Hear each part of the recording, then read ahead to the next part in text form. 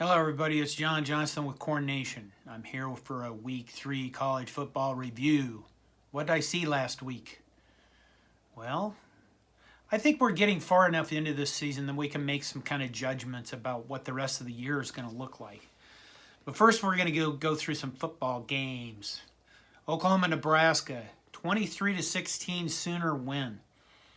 Nebraska played pretty well, but made mistakes and didn't pull out the upset. They did snap a 65-game streak of Oklahoma scoring 27 or more points, and that's pretty impressive, both having the streak and Nebraska snapping it. But for Husker fans, fellow Husker fans, it doesn't mean anything if we can't build off this.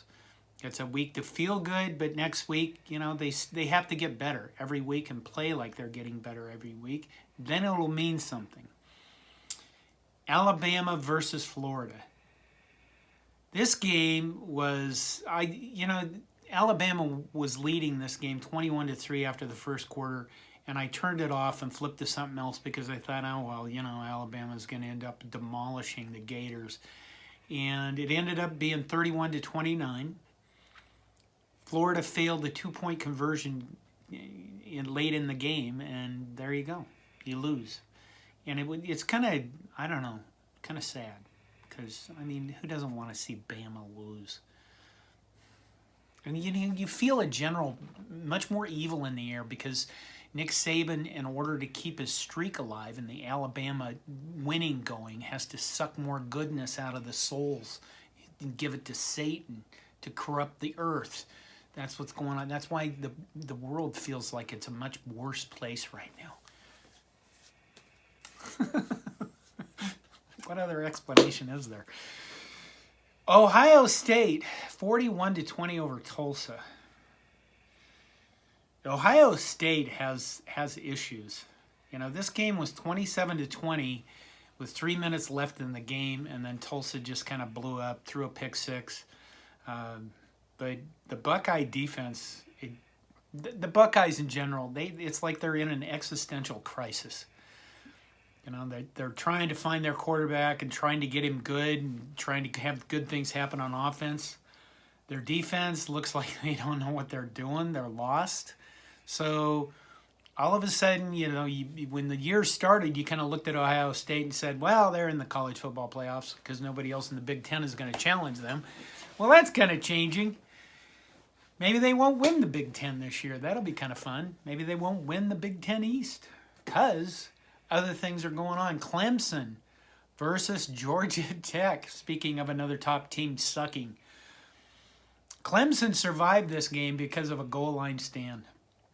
Otherwise, the mighty powerhouse Georgia Tech might have beat them. Where's Trevor Lawrence? In the NFL. He ain't coming back because he's too busy looking actually pretty decent there.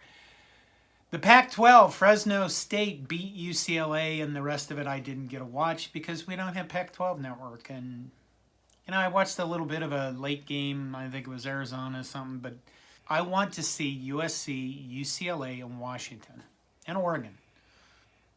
The Arizona schools just don't do anything for me. I'm sorry. I don't mean to be rude. Michigan, the state of Michigan. First of all, Michigan, the Wolverines, 63-10 over Northern Illinois. They look like they have their poop together because they are crushing teams. And if you remember in the past, under Jim Harbaugh, they haven't really been able to get an offense going that scores a lot of points at the same time they have a defense that is capable of stopping their opponents. And they look like a different Michigan team this year. They look like they could actually beat the Buckeyes this year. That'd be something different. I'm sure all the Michigan fans would love to see that. Michigan State. Did you watch the Miami game? They beat the hell out of Miami, 38-17 in the heat. And they are 3-0 under Mel Tucker. And they are next up for Nebraska. But, the Spartans might actually be good. But look at what's going on in the state of Michigan. They got winning teams all over the place. They haven't lost a game. Well, those two teams haven't lost a game.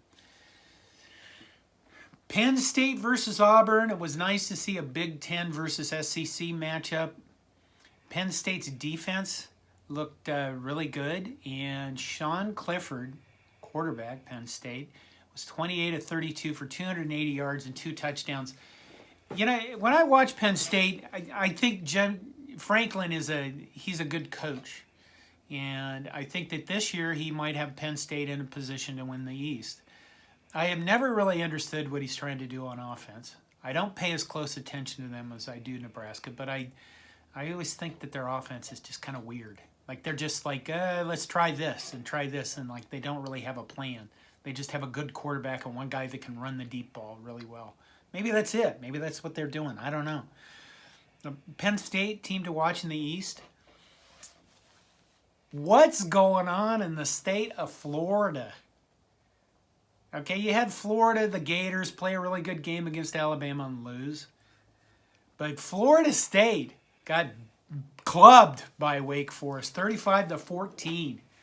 I mean, they got beat up physically. The first 0-3 start for the Seminoles in 45 years since 1976, which I believe is Bobby Bowden's first year as a head coach. Miami beat up by Sparty, 38-17. Mentioned that. What's with these two teams? They're both teams that are in a recruiting hotbed. There's athletes all around them, and if you listen. If you're feeling bad about your life, you know, like sometimes I just feel bad about myself and I need to pick up, right? So what I do is I like go to Reddit and go to the subreddit, personal relationships, I think it is, and I read about all the bad things that are happening to other people. It makes me feel better about myself.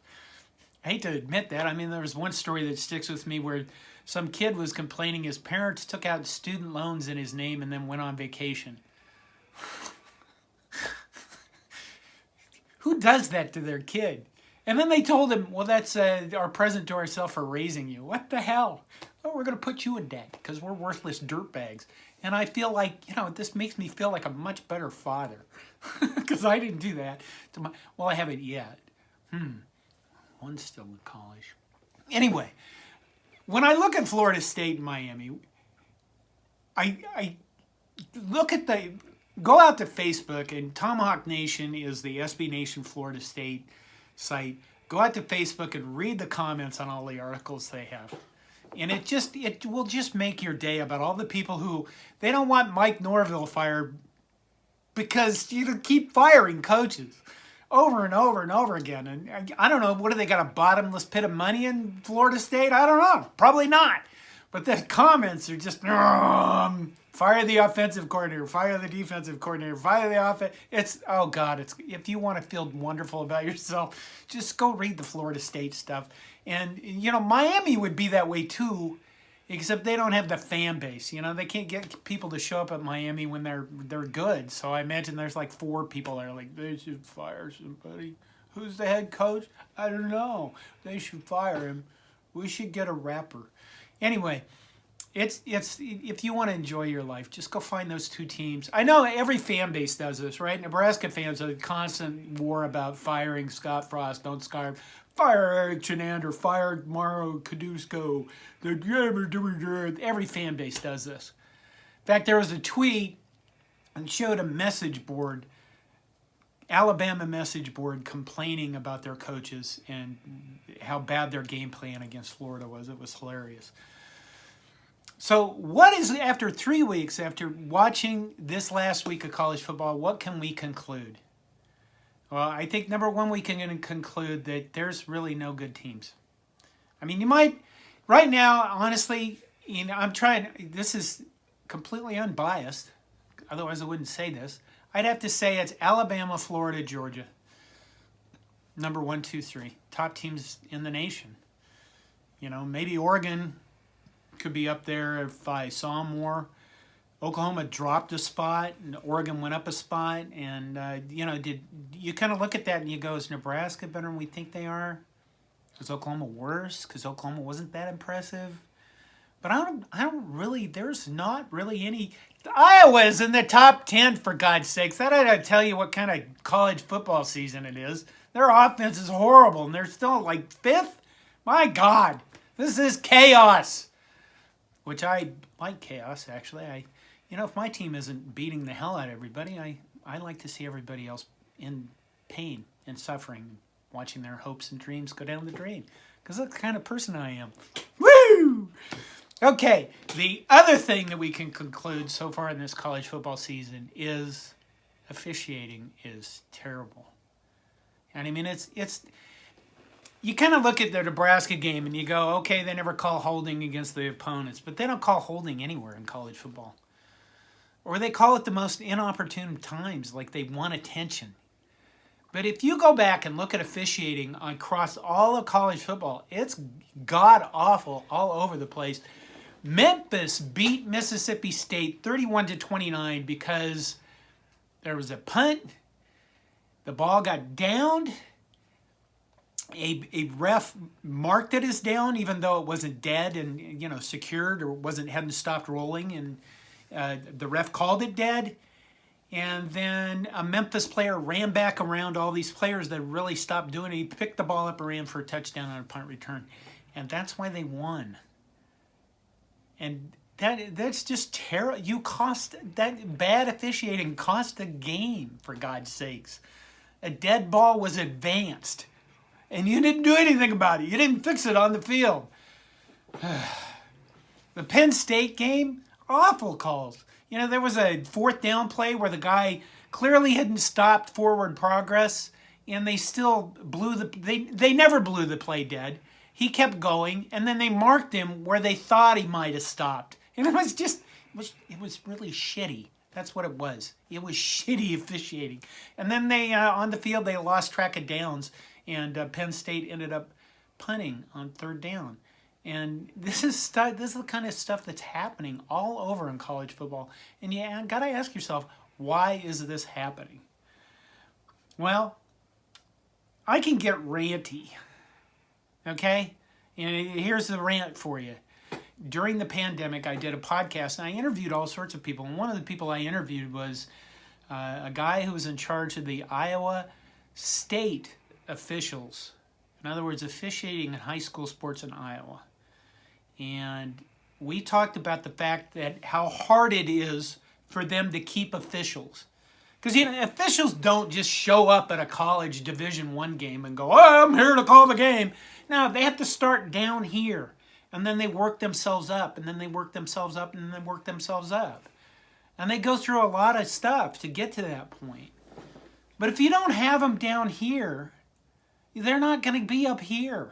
And if the quality sucks here, it's magically not going to get any better when it gets up here. So why are we not having officials down here? Why do we not have enough officials in high school sports? Because if you talk to high school people, they're saying, well, yeah, we're having problems actually scheduling things because there are not enough officials. Why is this? Well, everybody knows who Karen is because we see videos of her at Target checkouts screaming for the manager, and it's become a meme. It's become a constant. You still see them all the time. The one thing I don't think we see enough of is high school parents screaming at officials at high school games. Because would you do this if you were 45 years old and said, yeah, I think I'll become a high school official? Why would you do that? Why would you put up with parents right now who think that Tommy is going to be an NFL player or that Billy's going to make it in the major leagues? Why would you ever go officiate anything for this group of parents right now that everybody feels entitled and offended by every little thing that happens? And the fact is more people are choosing to not do that. And that's why you can't get officials that are going up here.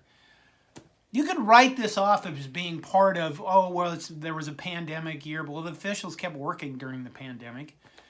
Or maybe some officials don't want to officiate during a pandemic because it's still going on. Both valid reasons, maybe. I don't know. And if we continue to treat our high school sports officials like this, where they're not staying at this level, it's going to suck when they get up here. Because the pool you got to go with is much worse than it was. All my kids played competitive soccer. 2 of them tried to become officials. One of them went through the training. We got him all the stuff. I don't think he ever officiated a game. My daughter, on the other hand, I think she was, 12, 13. maybe when she tried to officiate soccer. She did it for one season. And she officiated little kids, like little 3 and 4, I'm not 3, but maybe 5-year-old kids. And I coached soccer, and I went to see her at a couple games. And one game, it was very hot out, and she blew the whistle and called the game 3 minutes early.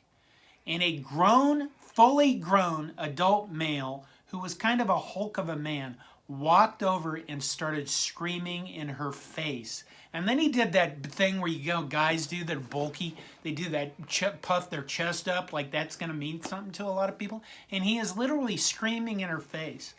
And I stood there and I watched her. And if she'd have shown any sign of any problem whatsoever, I'd have killed him and gone to jail. I would have. Because it was terrible. On the other hand, my daughter stood there and did what she does to me. She just stood there saying nothing, giving them that look that says, you're an asshole, and I can do this all day, and you're going to run out of energy. And sure enough, the guy screamed himself out of energy. But I saw more on one occasion where she had to deal with parents of little tiny 5-year-old kids that were playing soccer that thought that there was murder committed on the pitch, that someone had to pay for it. The police should be called because their 5-year-old son ran after a ball and another kid collided with him. And I watched, and she never did it again. And I asked her the next year, do you want to go out and be an official again? And she looked at me and she goes, really? Like I had to ask? And I'm like, well, what's the problem? She goes, do you really think it's worth it? And I said, no. I couldn't tell her. I'm not going to give her reasons to put up with that shit. So if you're looking around the world, you're wondering, why does this suck so much? Well, it sucks so much because we do. I hate to end this on that kind of a down note. I imagine a lot of you have already turned this off. But if you expect a better officiating, you got to be a better sport. You got to be a better fan. And you got to be a better fan where you don't think it counts. When you're doing little league stuff, when you're doing soccer stuff, when you're doing junior high football or grade school football, be a decent parent. Be a decent human. My God. Otherwise, I hope that this season is a season of complete chaos. Because college football had become really boring with Alabama, Clemson, Ohio State always at the top. And right now it looks like Alabama's going to stay there. But everybody else, maybe it'll be a free-for-all. A lot more fun. So that's your week 3 review. Thanks if you got this far. Take care of yourself. Go Big Red.